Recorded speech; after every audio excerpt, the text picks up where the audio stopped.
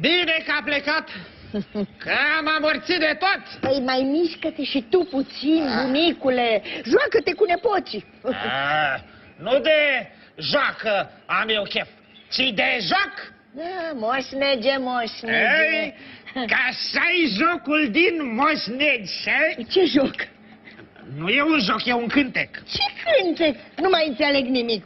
Ne cântă acum grupul Andante, că așa-i jocul din moșnegi. Să-l auzim.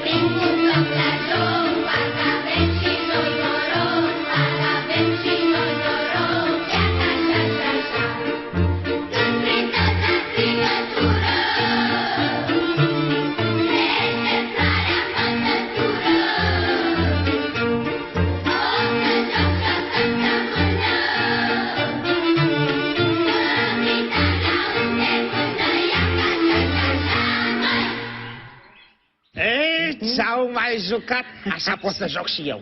Mare brânză. Brânză? Ar fi bună și o bucată de brânză. Mare brânză să faci brânză. Dar cine știe să o facă? Bunico, dar cum se face brânza?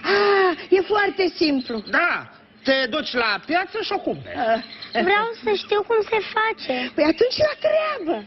Iar căutăm carpete cu Nu păuni. căutăm nicio carpetă, facem brânză. Da, și tot eu să mă duc la piață să o vând ca pe carpete.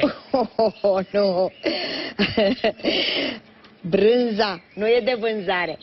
Da. E bună cu ceapă. Așa e. Hai, la treabă, copii, la treabă. Ia uite. Cât voi faceți brânză, eu mă duc să termin căsuța pentru păsărele. Așa să faci. Ia, hai să vedem. Ia.